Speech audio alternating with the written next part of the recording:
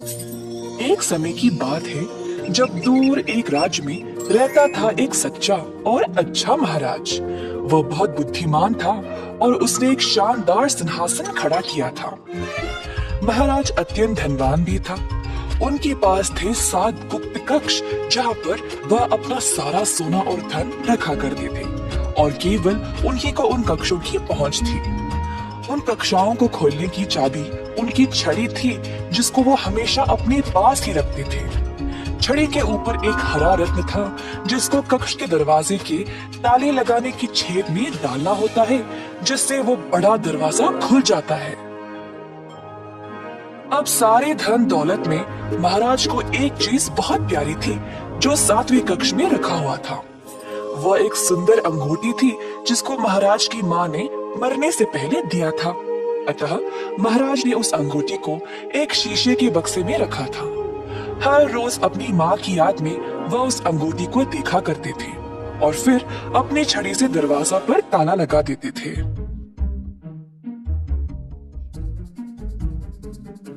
उसी राज्य में देव नामक एक व्यक्ति रहता था। देव एक चोर था।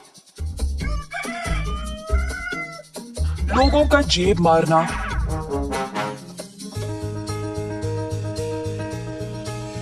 और छोटी मोटी चोरी दुकानों से करना उसका काम था। मगर अब देव इन छोटी मोटी चोरियों से ऊब गया था। अब कुछ बड़ा करना चाहता था, अमीर बनने के लिए। अब एक ही जगह इस लायक थी, महाराजा का महल। पर वो उधर जाएगा कैसे? महाराजा से ही सीधा कैसे चोरी करेगा?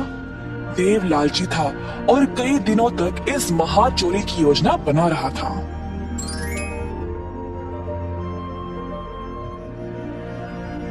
एक दिन देव महल के इर्द गिर्द घूम रहा था जब उसकी मुलाकात उसके एक बचपन के दोस्त से हो गई जो अब एक महल का पहरेदार था। प्रणाम मेरे दोस्त, कैसे हो?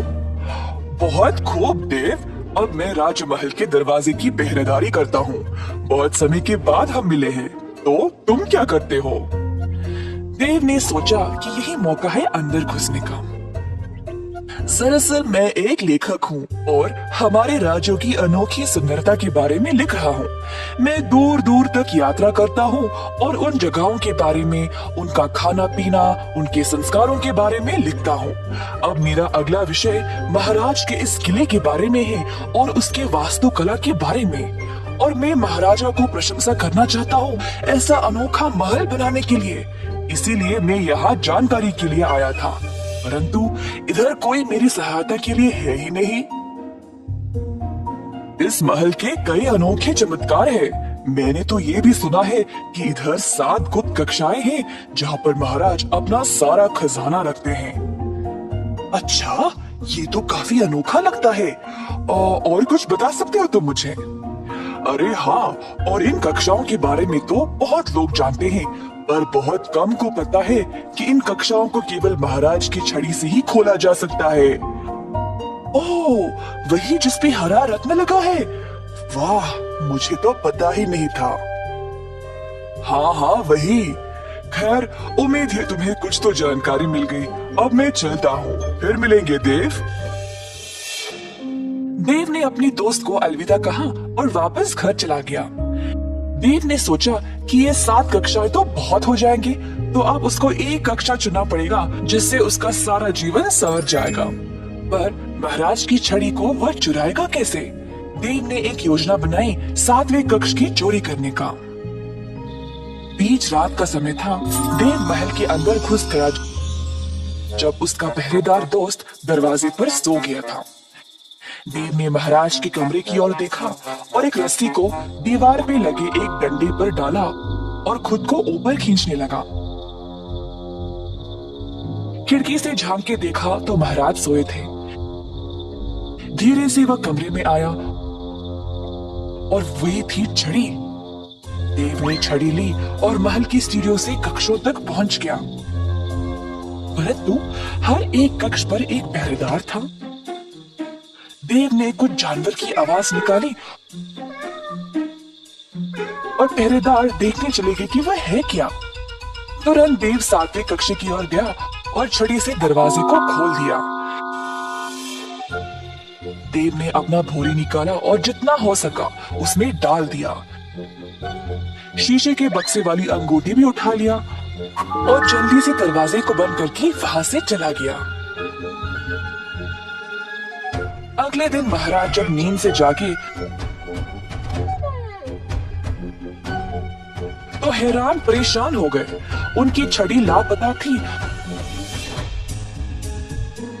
और कक्ष में जाके देखा तो उनकी माँ की अंगूठी भी गायब। महाराज आग बबूले हो गए, पर उनको पता था कि चोर को कैसे पकड़ा जाए। तुरंत उन्होंने एक पत्र लिखा अपने राज्य के लिए। मैंने अपनी सबसे कीमती चीज खो दी है, एक अंगूठी, और किसी ने उसको चुराया है।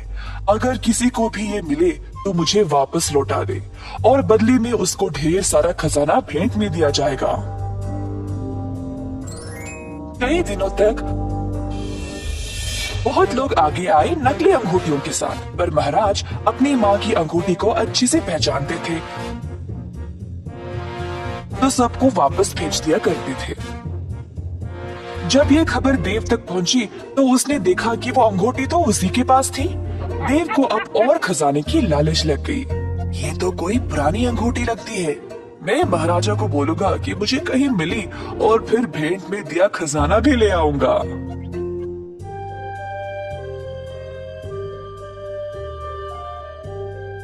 देव महाराज के पास गया और बोला, प्रणाम महाराज, मुझे ये अंगूठी मिली है तो आपको दिखाना चाहता था। अगर ये आपकी है तो ले ले और मुझे बदले में कुछ नहीं चाहिए। महाराज ने अंगूठी की ओर देखा और उसको पहचान लिया। धन्यवाद, ये मेरी ही है। देव अखड़ने लगा। अब वो और भी धनवान बनने वाला था क्योंकि महाराज खुश लग रहे थे।